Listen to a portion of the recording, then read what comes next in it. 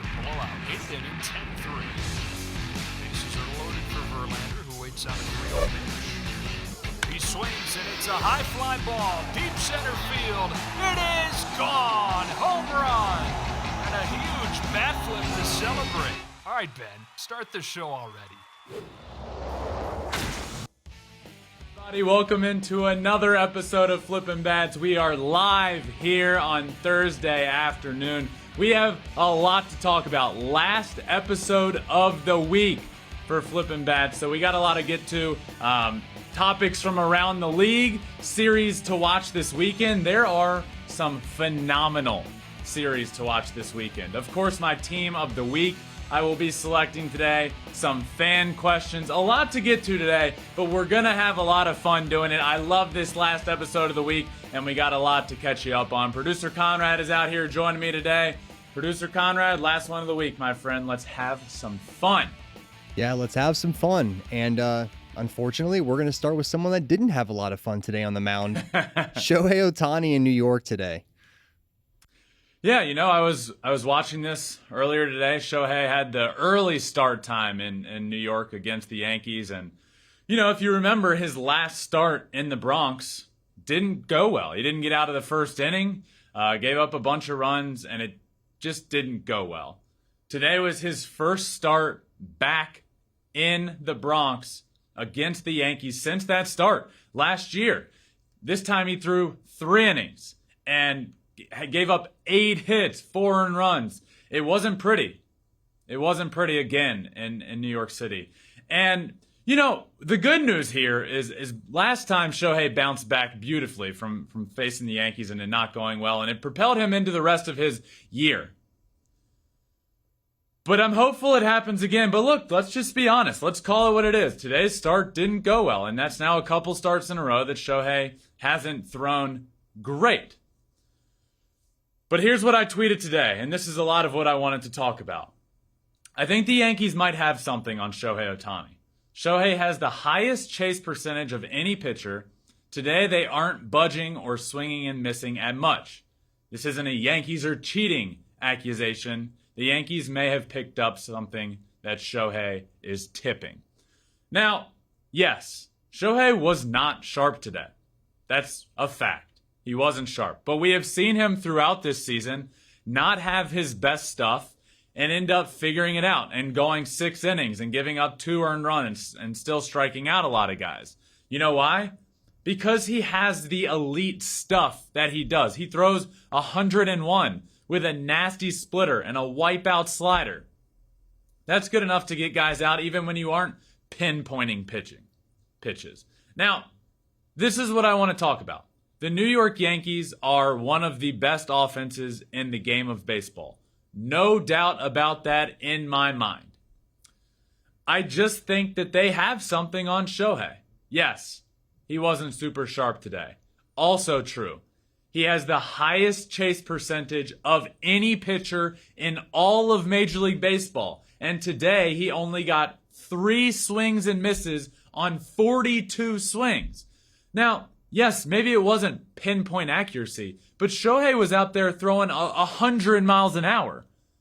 I don't care if it's in a perfect location. If somebody's throwing 100, you're going to see more swings and misses than just 3 out of 42 swings. That's just a fact.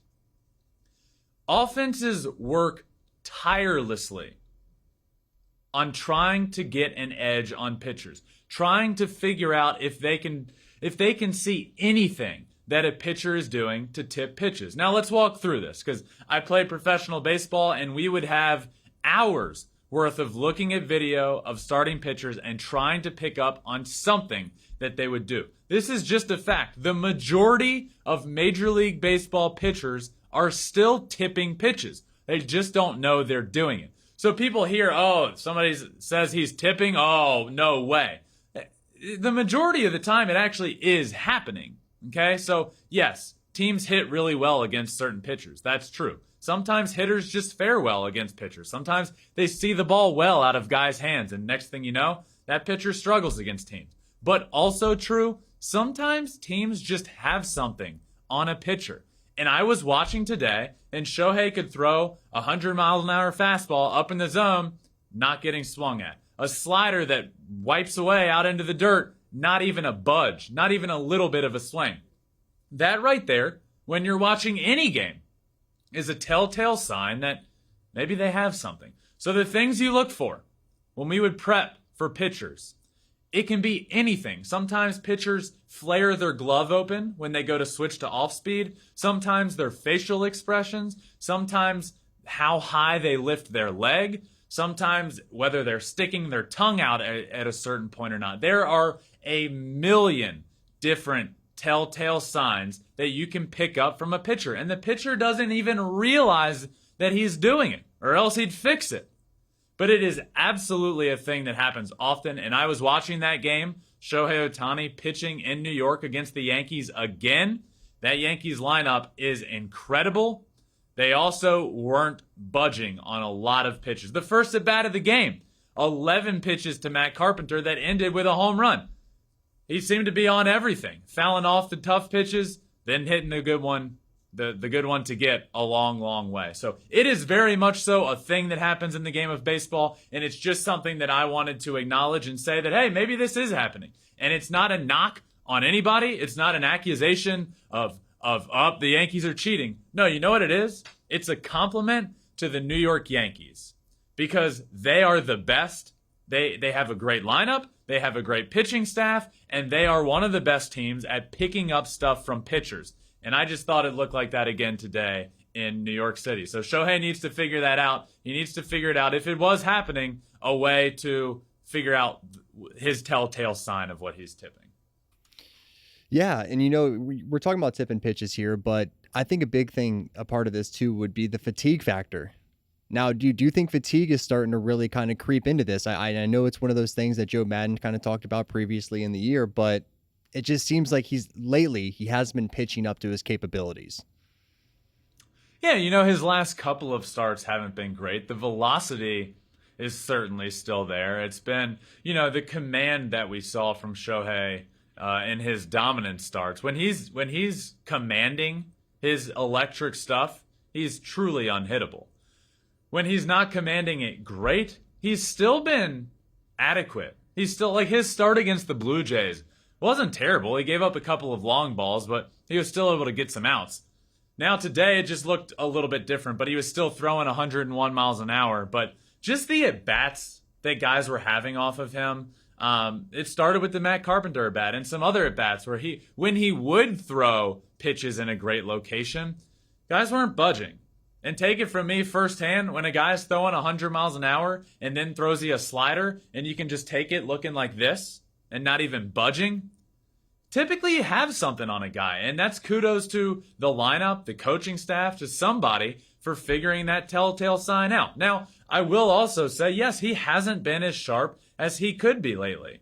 He just hasn't. So whether that's fatigue, and I think Joe Madden came out recently and said, yeah, Shohei, we might give him a day of rest here at some point, and Shohei, he's not going to want to come out of the lineup. He's going to want to keep doing his thing, and he's still out there throwing 101 miles an hour. But a lot of times when there is fatigue that steps in, it is command that starts to go first. But his stuff still looks good. I feel fine that he's going to turn this around. And last time we saw him in New York against the Yankees, he turned it around and had an incredible rest of the year on the mound. And I have no doubts he's going to do that. Shohei has an innate ability to have a tough start, look in the mirror, fix it, and go out and do great in his next start.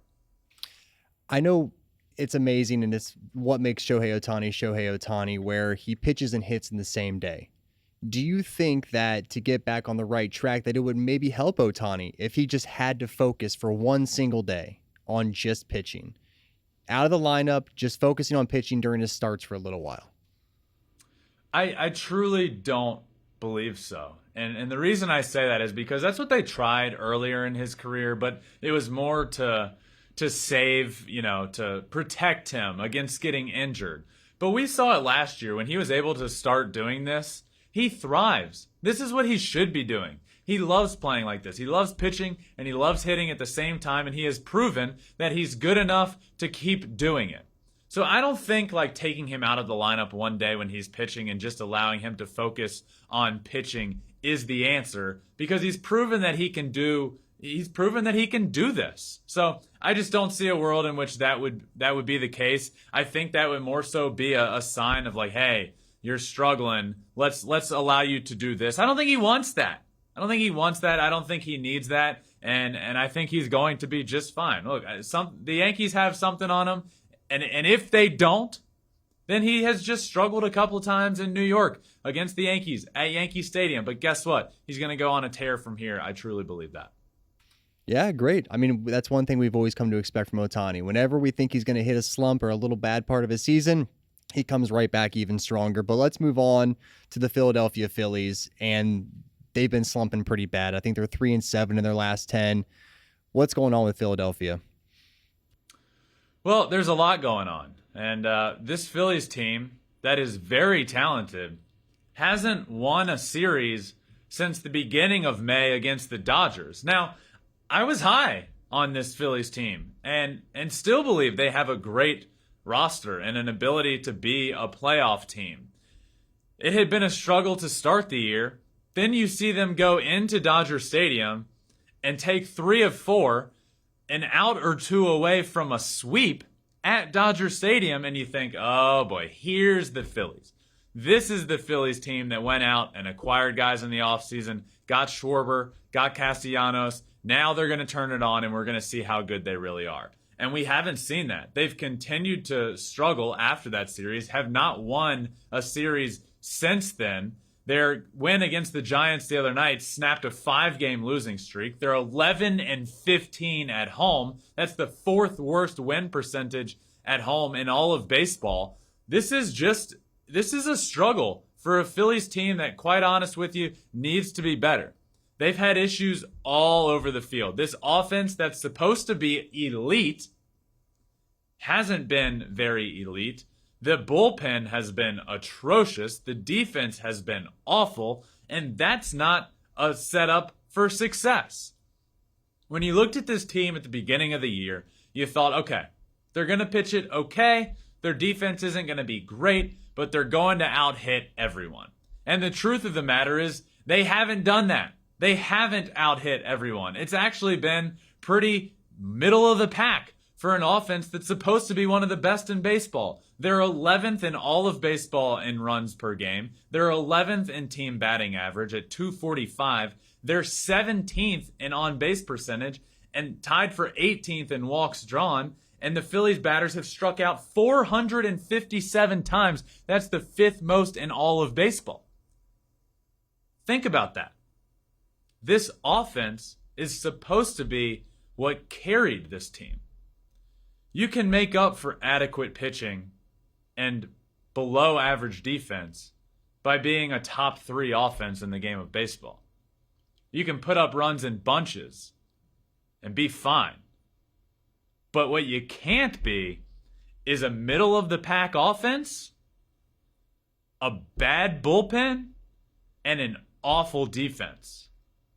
That's not a recipe for any success. And that's what's going on in Philly. That's what's going on there. They are the worst defense in all of baseball. Dead last.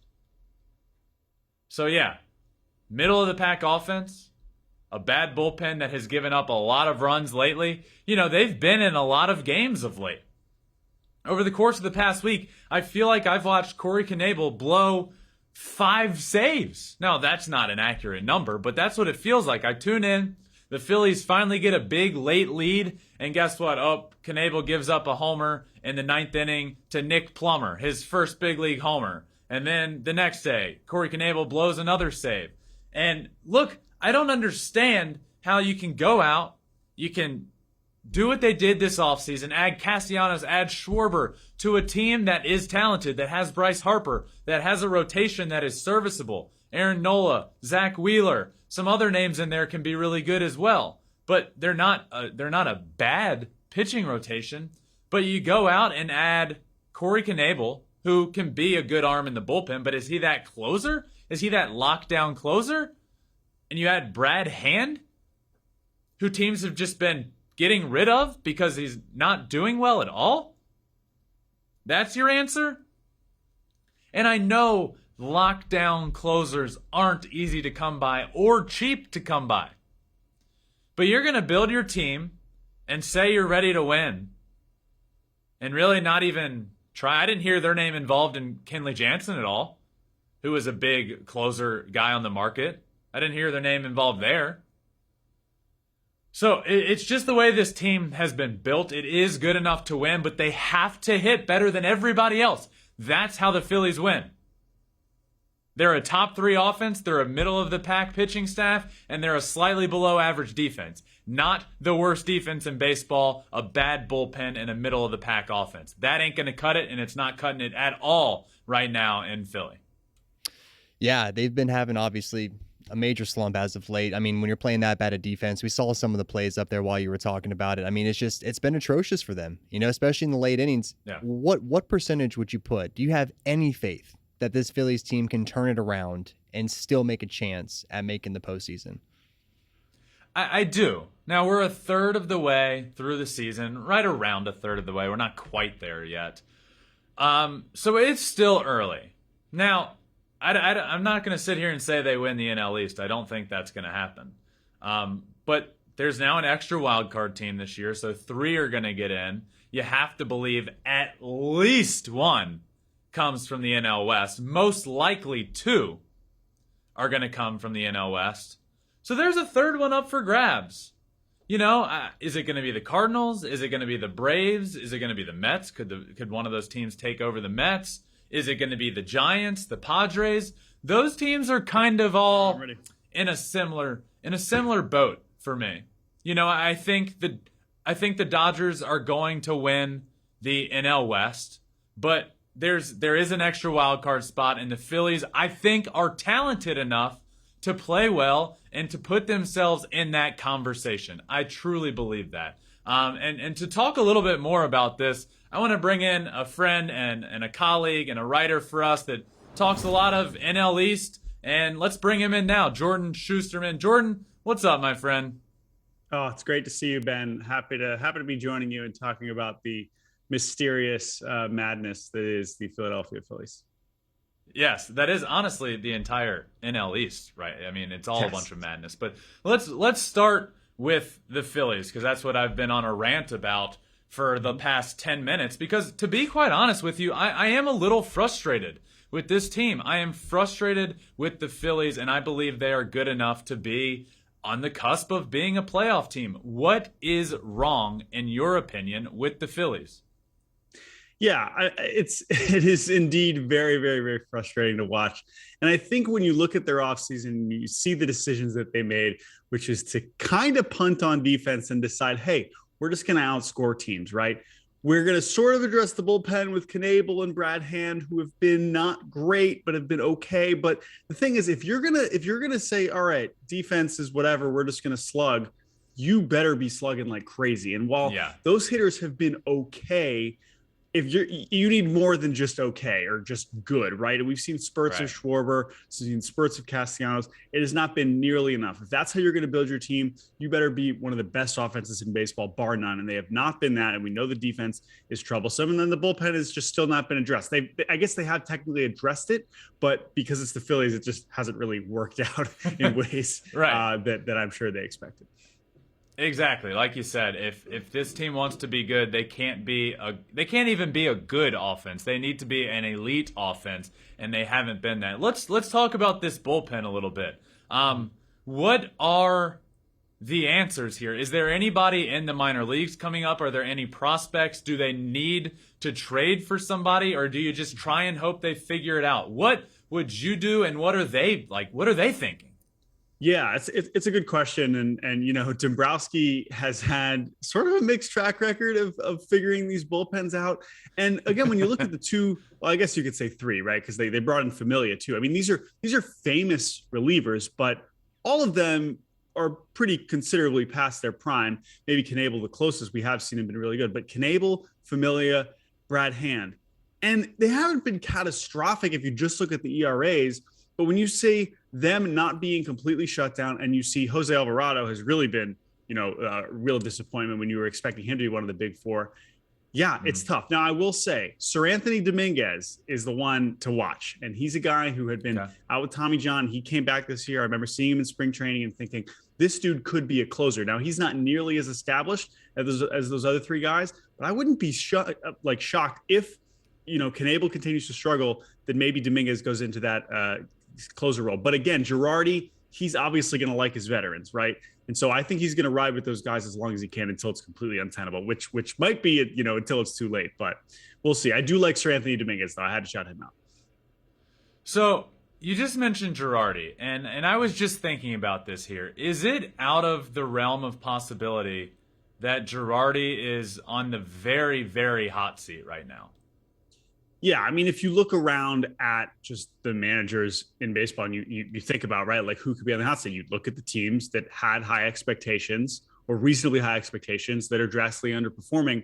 And yeah, I mean, he's near the top of that discussion. Generally, I'm not one to almost ever think that the manager is the reason why a team is not performing well. Right.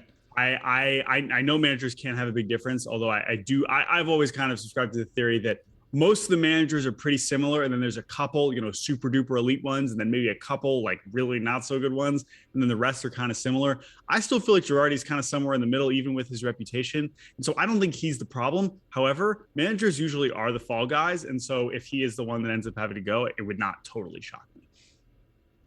So what's going on? And I know you cover a lot of the NL East, and I'm sure you've talked to people that might know a little more than I do about this situation. What is going on with Bryce Harper and his arm? And are we going to see Bryce Harper back out in the outfield at some point this year? Because this defense is dead last in baseball, and I'm not going to sit here and say Bryce Harper is an elite defender, but he can throw people out at the plate, and he can be adequate out there, and he hasn't been out there in over a month to this point. Right. Well, but to your point, what you just said is one of his values on defense is his arm, which we know is an issue. Right. And so I don't see any reason why they're going to necessarily rush him back out there if he doesn't have, the most important defensive tool that he has. Is he better than Nick Castellanos under any circumstance? I think yes.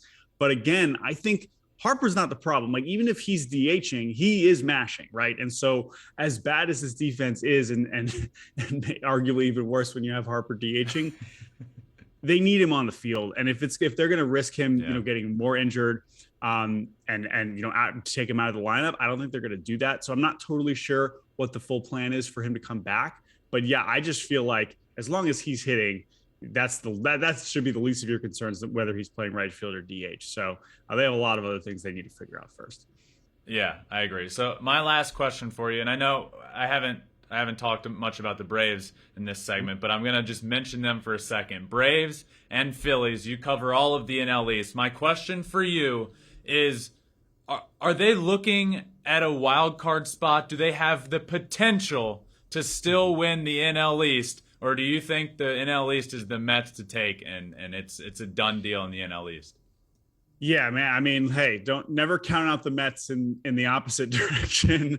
But I would say that look, I am a believer in the Mets, that they're the best team in this division. You were just talking about before I hopped on, right? Like, even with that extra wild card spot, we know how crowded that is with the NL West contenders and with teams like St. Louis and Milwaukee. And I think that the Padres' hot start has really, really made that even more interesting than we expected. I feel, look, the Braves have also been really disappointing. I know they've dealt with some injuries, but they have a lot to overcome as well, with not as bad of a hole that they've dug for themselves the way that the Phillies have. So I think they're both going to be fighting for that third wild card spot. It would not shock me if one of them does manage to work their way back into it, down that last stretch. But I'm not sure I would bet on either of them to actually get it if you made me pick today.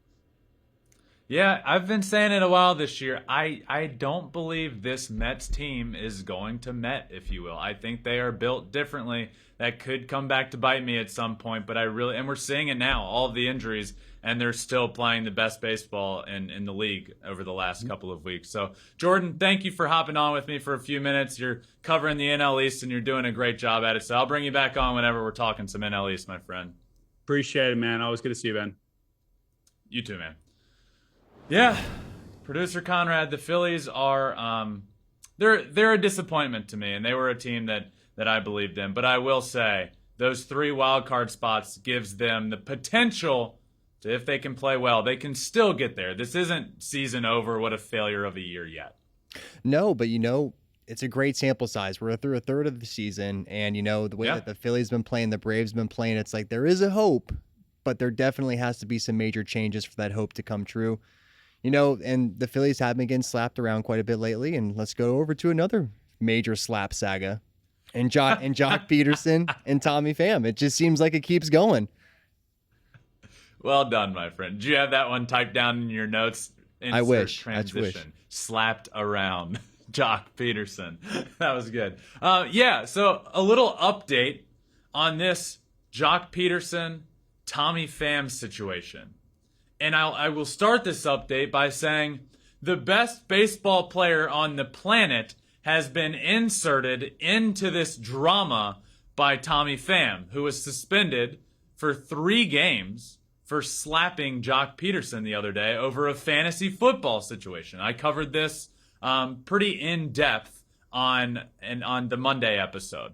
So if you want to hear all about it, go back and listen to that first. But here's the update, because I had a lot of questions here. Wait a second, Tommy Pham, who's never played with Joc Pederson, was in this league, and they have a group chat, and Tommy Pham took offense to Joc insulting the Padres, and it was like, who's in this league? How much money is on the line for somebody to be slapping somebody the first time they see them? What is going on?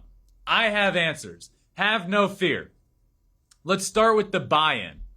The buy-in for this fantasy football league was $10,000. So, admittedly so, a lot of money. If somebody messed with my money, if somebody messed with my $10,000, well, I probably wouldn't slap them because I'm a pacifist and don't believe in fighting. But hey, Tommy Pham decided to take actions into his own hands, quite literally. The commissioner of this league, who was that? Well, we had no idea. It turns out it's Mike Trout. What? How is Mike Trout the commissioner of this fantasy football league with Joc Pederson and Tommy Pham? I have no idea. Who else is in this league? Manny Machado, which that kind of makes sense. There's the Padre connection. Eric Hosmer. Now we're getting a few Padres. Mike Moustakas. I don't really understand anything about this fantasy football league, but I promise you, I am here for all the drama. And Tommy Pham comes back from his suspension and basically throws Mike Trout into the fire and under the bus. That doesn't sound like in a fire and under a bus. Not a fun place to be. But he basically insulted Mike Trout as a commissioner and said he's the worst commissioner of any league he's ever been in. He allowed a lot of stuff to go on that shouldn't have. Now, Trout had to answer to all of this in a press conference, and of course, reporters ended up asking him about this. Mike Trout declined to comment on whether Joc Pederson violated the rules of the fantasy league. He said he is unsure if he'll resign as commissioner for this coming season. And he said, quote, "Every commissioner I know gets booed." This story is just madness, and I love it. Guys are just like us. Everybody plays fantasy football. I say just like us. We don't all have $10,000 buy-ins. But the passion, the energy, the frustration when you have somebody that you're playing against that you think does something wrong, it's all there.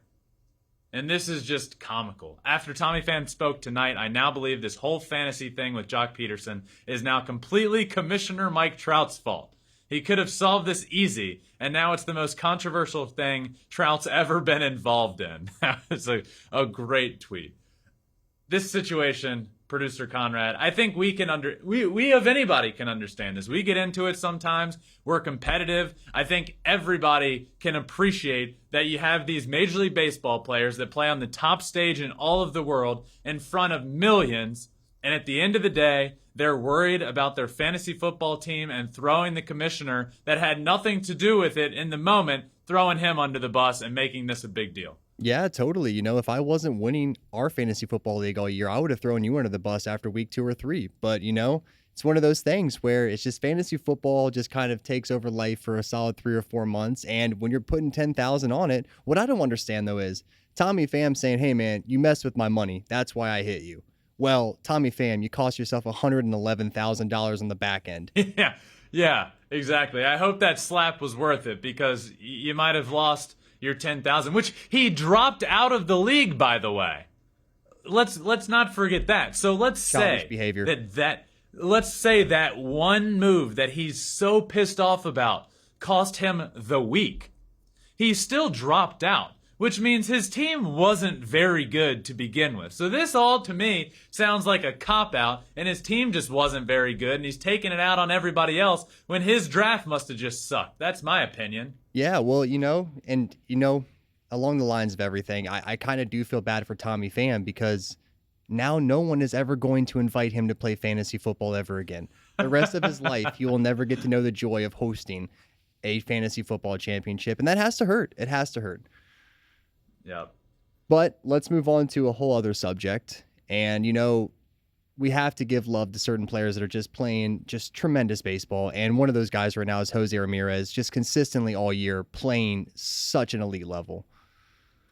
Yeah, that's kind of what I like to do on this show is give love and kudos to teams or people that deserve it that aren't getting talked about. And Jose Ramirez and what he has been doing deserves to be talked about 1,000,000 times more than anybody has been talking about it. Jose Ramirez is one of the best players in all of baseball. He's hitting .292 entering Thursday with 13 home runs and get this, 52 RBIs.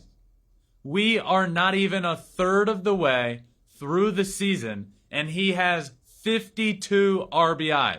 Now, I might not be Albert Einstein, but I can tell you that he's on pace for over 150 RBIs.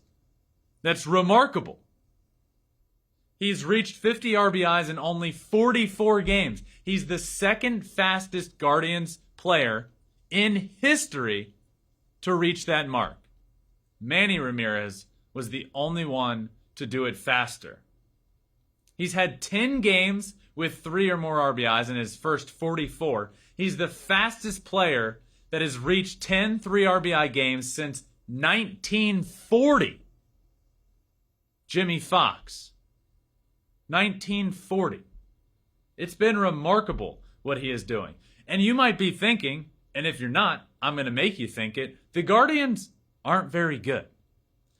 He has 52 RBIs on a team that isn't very good. He has a quarter of his entire team's RBIs. He's driven in 24.5% of their 212 total runs scored. That is mind-blowing.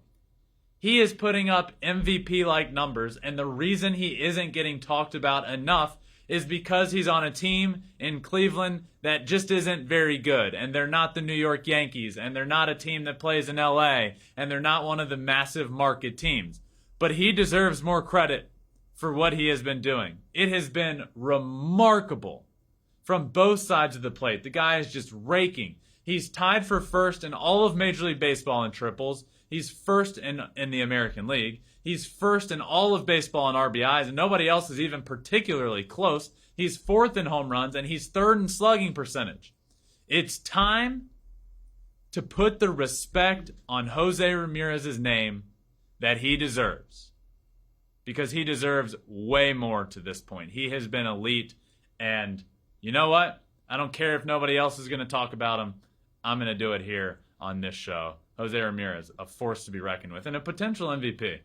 Yeah, and I think one thing I love about people like Jose Ramirez and players like Jose Ramirez is like even when he signed that extension in Cleveland, and everybody's like, wow, I feel like that kind of got a discount on him. I think it was like $125 million or something like that. And his first quote was, $125 million in Cleveland is like $300 million in Los Angeles. I mean, the guy just gets it. And I'm from that area as well. I mean, he took a pay cut, but at the same time, like, he's playing in front of a fan base that really is passionate. Cleveland fans love baseball. They love going to the games, and he's actually giving them something to root for. So for that, I'll always show major love to Jose Ramirez.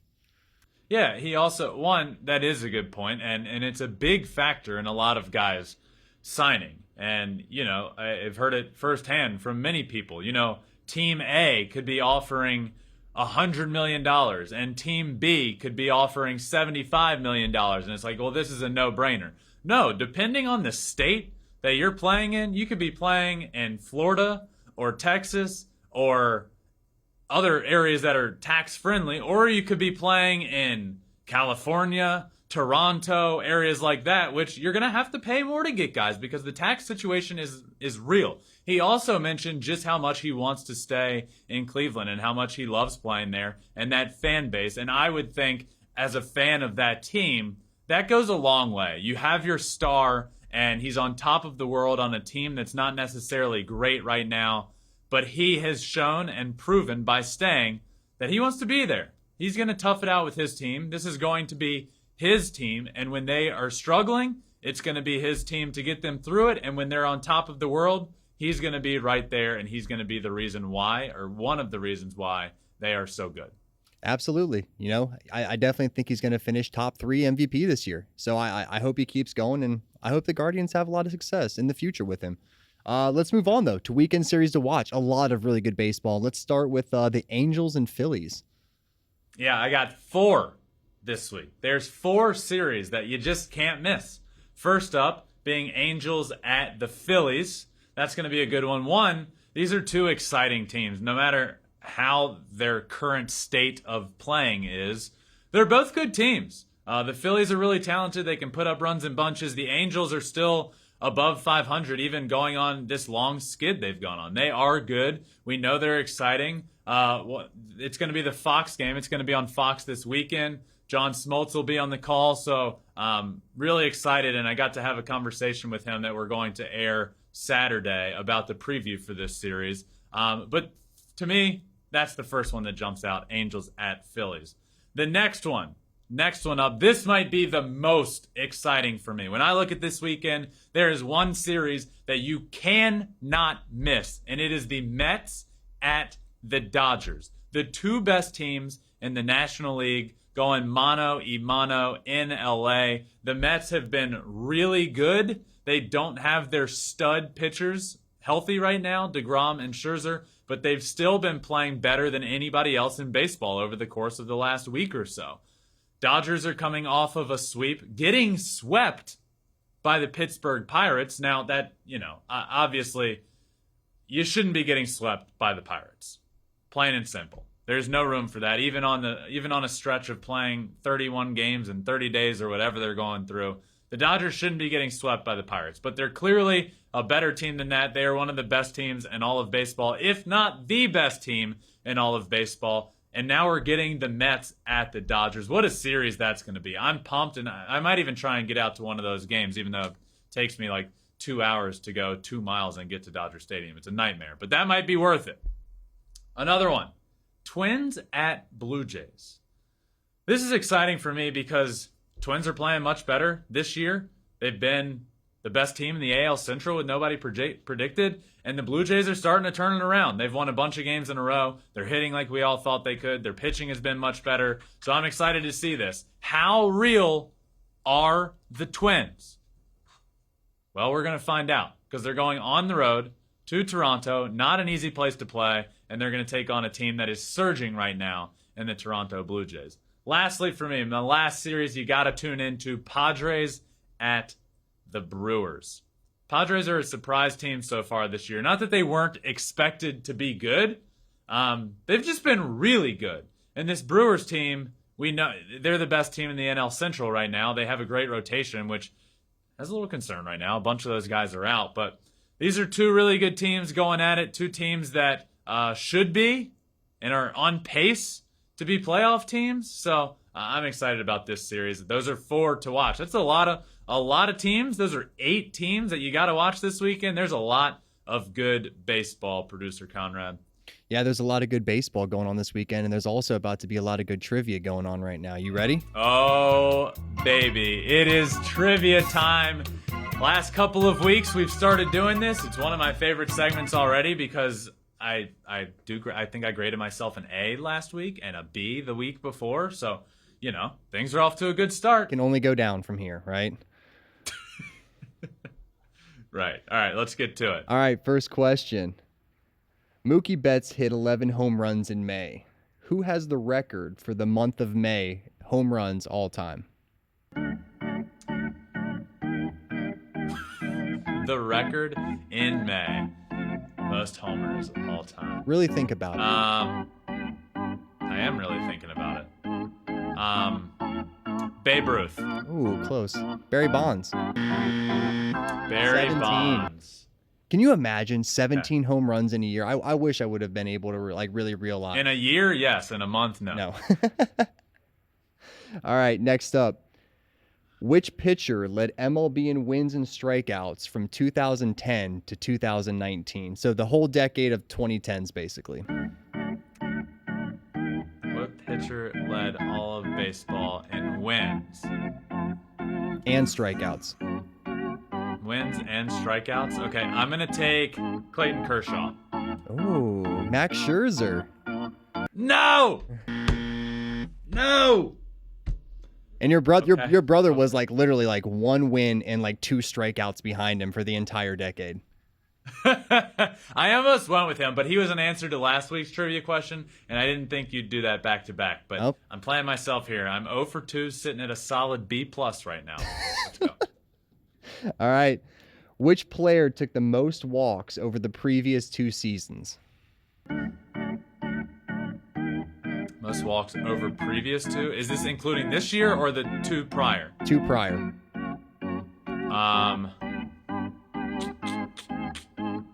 Juan Soto. There we go. That one's right. Let's go. Up to an A-. All right, 1 and 2. All right, question number 4. Which 2 divisions are tied for the best total record in baseball? And this is obviously coming into today. Okay. The NL West and the NL West, AL East. Correct, dude. Great job. Let's go. The Blue Jays and Red Sox win a bunch of games has certainly helped for the AL. Yeah. I wouldn't have gone with that had it not been for the last week or so. Blue Jays and Red Sox have both been playing better. Yeah, they're both tied at 138 and 113. Next question. Okay. Which team has allowed the least amount of runs this season? Obviously, coming into today. Houston Astros. The New York Yankees. No! Surprising. They play in that little league ballpark, but still the least amount of runs in baseball. Something has to Okay, give, right? how many more do we have? 2. All right, I'm 2 for 4 or 5? Something like that. We'll go with that. All right, we have 2 more, and then I'll give myself my grade as I usually do. Entering today, who has the longest current hit streak in baseball? Entering today, longest current hit streak, Ty France. I think Ty France has the 8th longest right now. Trey Turner, 24-game hit streak. How crazy is that? Wait, I knew Trey Turner got over 20. I thought he didn't get a hit the other day. I thought that ended. Got a hit last night. He's at 24. Okay, I need this one. I need this one bad. The music in my ear gets really intimidating. It speeds up. This is nerve-wracking. All right, final question. Which pitcher has the most quality starts in MLB this season? Most quality starts in Major League Baseball this season. Oh my God, it's got to be either Justin or Nestor. I'm gonna go Nestor Cortez because he did it today. Joe Musgrove with 9. No, it was neither of them. Oh no. Okay, Joe Musgrove at 9. That's a lot of quality. He's a lot of quality starts. So let's see. I got 2 right. Those were some tough ones, some tough questions. You have to add that into the scale. Back in my day, teachers used to do a little bell curve, if the class needed it because the questions were a little harder and the grades weren't as they expected. So these were harder questions, so I'm going to boost my grade up a little bit. I got 2 right out of like 6 or 7. So that's a percentage of 333. That's Hall of Fame batting average. I'm going to give myself a B- for this week. A B-. All right. Yeah. Okay. Yeah. We'll go with B-. B-, 2 for 5. 2 and 5. All right. Now, another thing that we're going to do this week is we're going to start going head to head on pick to clicks. Yeah. Which I was right, by the way, last week. So last week it was Juan Soto will hit a home run. That happened pretty early on. He was on a homerless streak. He got it done. I got my pick to click right. I improved my record, but I was really only playing against myself. So what we're going to start doing is I'm going to come up with a pick to click. Producer Conrad is going to come up with a pick to click.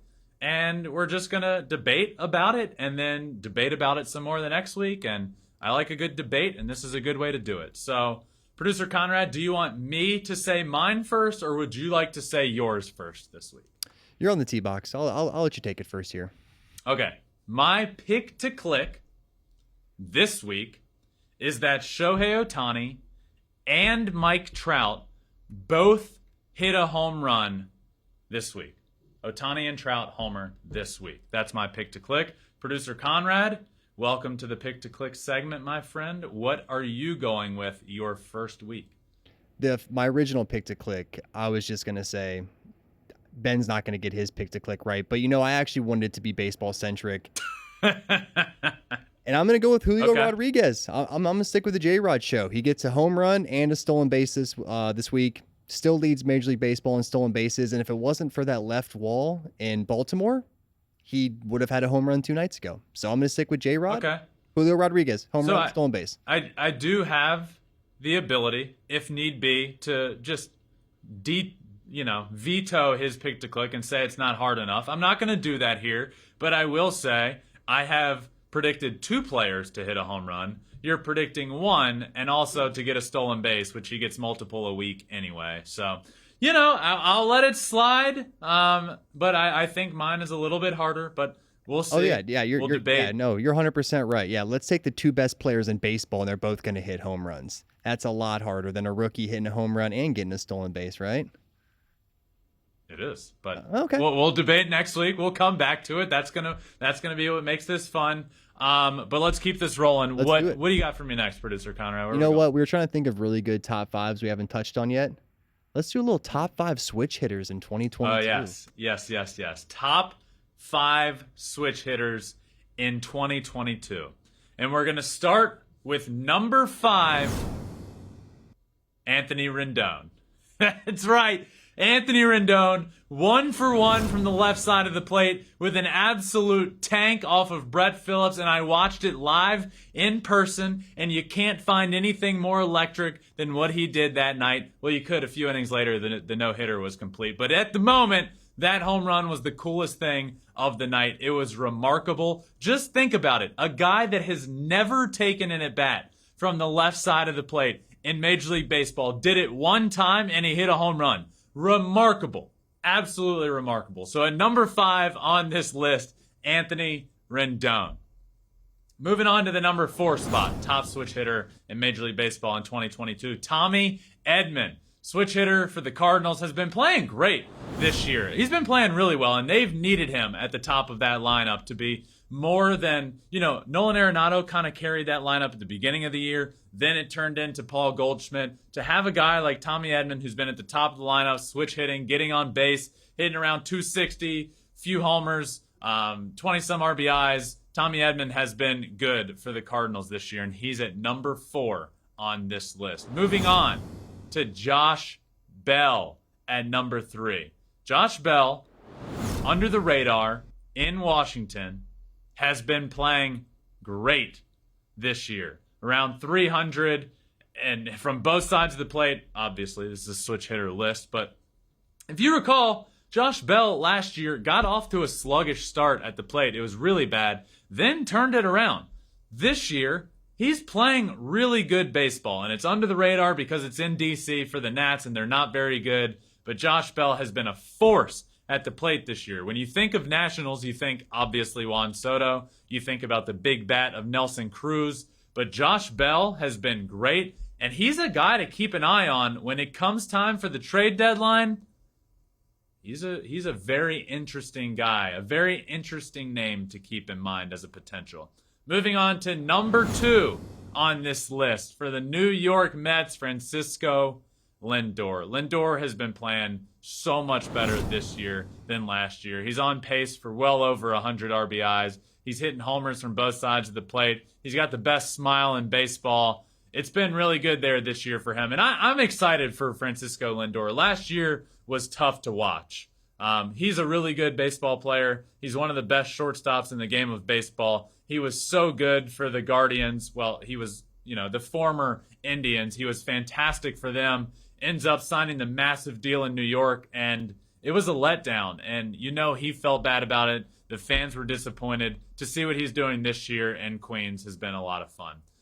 That leaves the number 1 slot on this list of top 5 switch hitters in Major League Baseball this year. And Jose Ramirez is without a doubt, hands down, the easy answer. He has 52 RBIs. He's on pace for over 150 RBIs on a team that isn't great. He has a quarter of the RBIs for this team. They have scored 240 some runs this year. Jose Ramirez has driven in a quarter of those. He's leading baseball in a lot of categories, and by a good bit leading in RBIs. He's doing it from both sides of the plate. He is for sure in that MVP category. So my top switch hitter in Major League Baseball in 2022 is Jose Ramirez. So that rounds out this list. Number 5, Anthony Rendon. 4, Tommy Edman.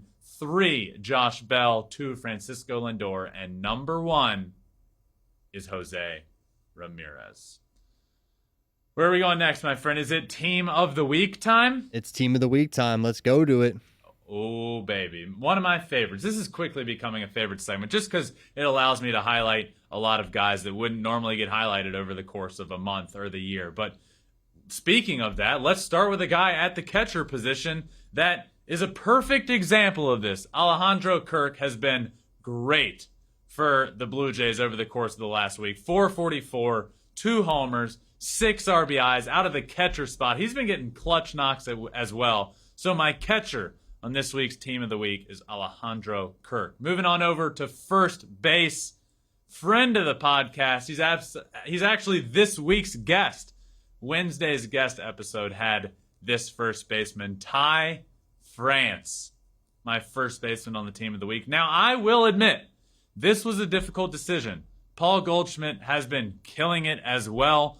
So this was a tough decision for me. But how do you not go with a guy that's batting .579 in a week with a homer, a 1.356 OPS, and 5 RBIs?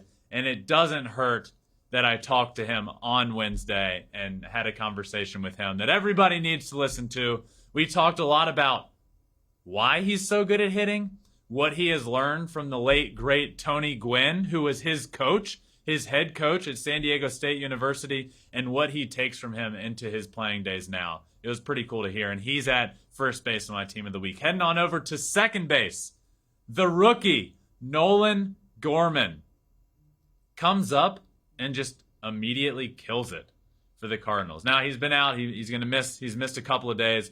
500 on the week, 2 homers, 6 RBIs. Are you kidding me? As a rookie to come up and do that? He had a game the other day with 3 hits. I mean, he is killing it. And he is 1 week in the big leagues, 1 week on my Team of the Week. Kudos to Nolan Gorman. The Cardinals got themselves a stud and a guy that's going to be important for that lineup if they want to be as good as they can be this year. Let's head on over to third base. My third baseman on this week's Team of the Week is Austin Riley. Austin Riley of the Atlanta Braves started off a little bit sluggish, but he's been rolling lately. 345 over the week, 4 homers and 8 RBIs on the week. 10 times out of 10, that's not most likely, 10 times out of 10, if you do that, you're going to end up on the team of the week. Austin Riley is a big piece for this Braves team that needs to get rolling. The Braves are too talented to be where they are right now. Austin Riley's going to be a big part of turning that around if they're going to. Let's head on over to shortstop. This week's shortstop team of the week, Kyle Farmer. What a stud this guy is. 450 on the week, a 1.400 OPS, 3 homers on the week. What a week. That's a good week right there. That's a good month, honestly. Let's head on out to the outfield. 3 outfielders, no specific position, so it's not a center fielder, a left fielder, a right fielder. This is 3 outfielders. We'll start with Mookie Betts.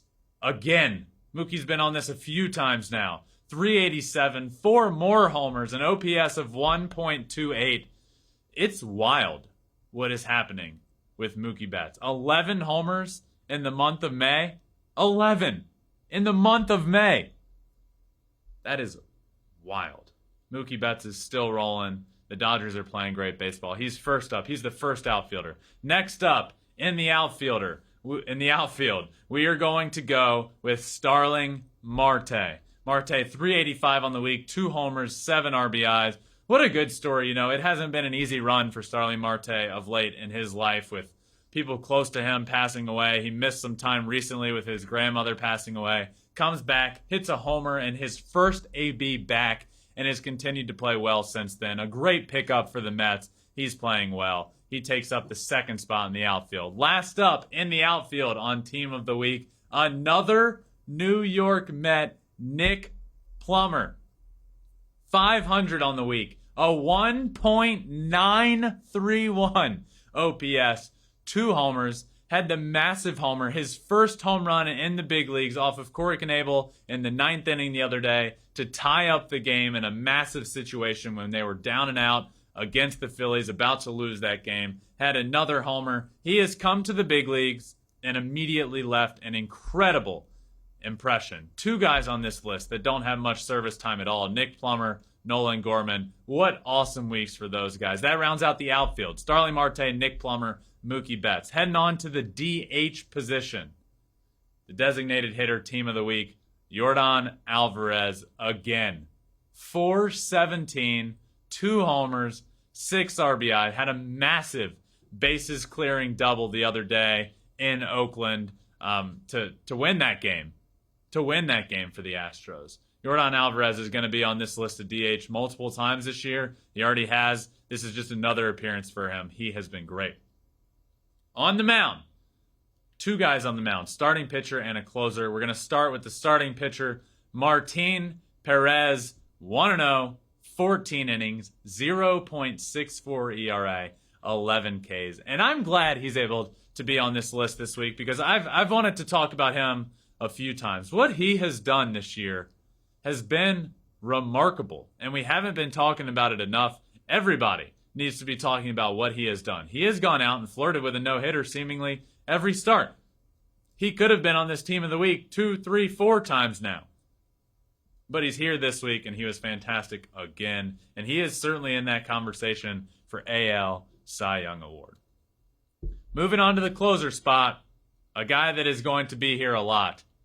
Josh Hader, 3 saves on the week, 0 earned runs, 5 Ks. You knew it was 0 earned runs because he hasn't given up an earned run the entire season.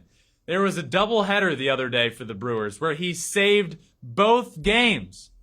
The day part of the doubleheader, the day game, and the night game, he saved both of them. 2 saves in one day. He hasn't blown a save yet this year. He hasn't given up a run yet this year, and he hasn't come in a game where he didn't get the save.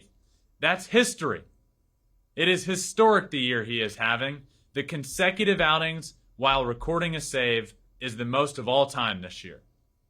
We mentioned how Perez should be and will be in the conversation for AL Cy Young. This is a closer that is absolutely in the conversation for NL Cy Young, and Josh Hader rounds out this week's Team of the Week. But as with every Thursday, I like to make it interactive. I like to have fun with this show. It's the last episode of the week. I like to get fans involved. Producer Conrad, do we have some fan questions for this week? Oh boy, do we. We definitely have some fan questions this week. Good. Let's start off. Should we be concerned over the Angels' losing streak? Have they burnt out? Concerned, yes. Burnt out, no. This team is talented. You never want to go on stretches like this, especially when you're in a division with the Houston Astros, because they're not going anywhere. And when you have stretches like this, it pretty much puts you in a position to say, okay, we got to get a wild card spot. The Astros, I've said all along, even when the Angels were winning this division, the AL West, that the Astros were going to win the AL West. I did believe that the Angels were much improved and had a chance at a playoff spot. I still do believe that. So cause for concern, yes. The bullpen hasn't been good. They've been blowing a lot of games lately that are close games. The offense has been hit or miss. They do have a lot of injuries that have piled up. So my answer to this question is concern, yes. Burnt out, no. The Angels will be fine. They're too talented not to be. It helps they're playing the Phillies this weekend. Something has to give, right? Somebody's got to start winning. All right, next one. What is a team you consider quietly good, as in not as talked about or compared to the louder teams like the Yankees, the Dodgers, the Astros, and the Mets? Okay, so teams I consider quietly good, not the Yankees, Dodgers, Astros, and Mets. Okay, you said a team. I'm going to give you a couple of teams. One being the Minnesota Twins. They're leading the AL Central, and a lot of people have said, well, the White Sox are going to win that division. They just haven't turned it on yet. Look, the Twins are really good. Joe Ryan at the top of that rotation has been fantastic. Carlos Correa at shortstop has been really good since he's gotten healthy. Byron Buxton is great. This team's a lot of fun. They're just not talked about near enough. They're one team. Another, and I actually consider this team a louder team, using the words that you used, but you didn't put them on the list. So I will add the Toronto Blue Jays just because they went on that tough skid and shot down the standings a little bit. Let's not forget how good they are.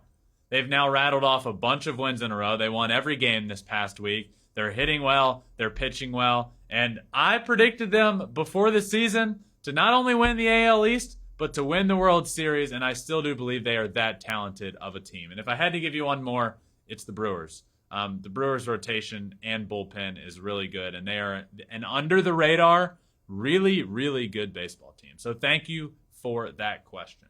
A lot of good, quiet teams out there. Yeah. Next one. Yeah, there are. Who are you giving the ball to in a Game 7? Cole or Nestor? Woo!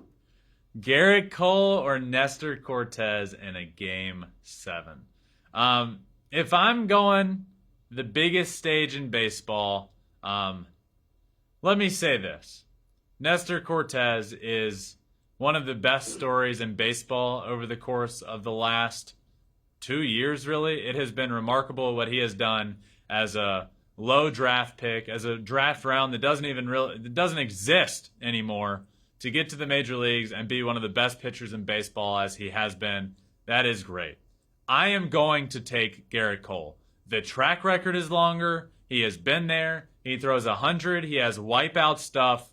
When it comes to playoff baseball, stuff wins. Obviously, Nestor Cortez has good stuff, or he wouldn't be getting guys out as much.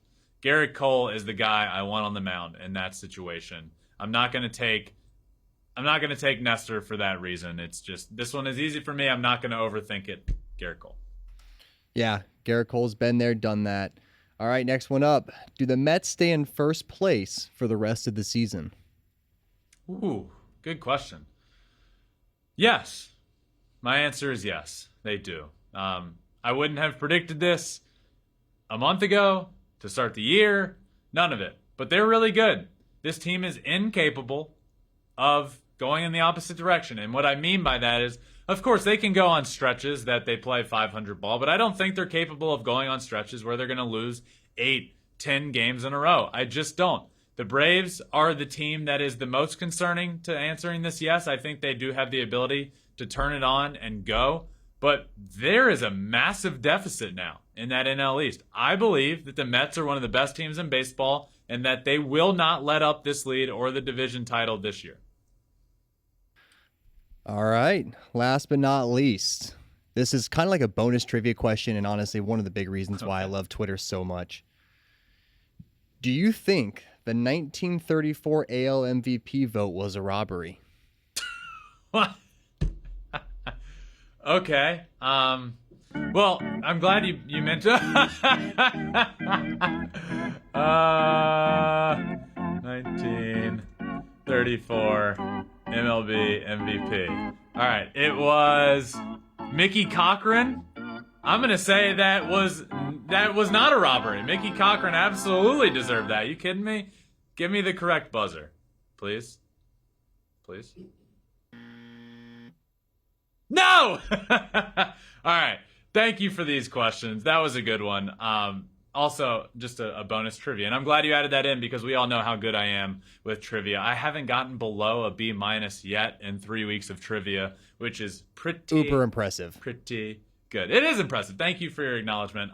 Good luck, Producer Conrad, with your pick to click this week. We will reconvene on that next Thursday. This has been a blast of an episode. Thank you all for listening. Make sure you check out all the good baseball this weekend. There is a ton of it. I will be back on Saturday. We have a fun conversation with John Smoltz, and then back to the normal schedule on Monday next week. Thank you all for listening. Make sure you like, subscribe, follow anywhere you're listening to your podcast. Rate it 5 stars as well if you can. Leave us a review. That would really help. Follow along on all social media as well. Flippin Bats Pod on Twitter, Instagram, Facebook, TikTok. We have a TikTok that is off and rolling. A lot of fun content there. And if you want to watch the video of every episode, do it on YouTube. Flippin Bats Pod there as well. Thank you all for listening. This has been an absolute blast, and I will see you all soon. Peace out, my friends.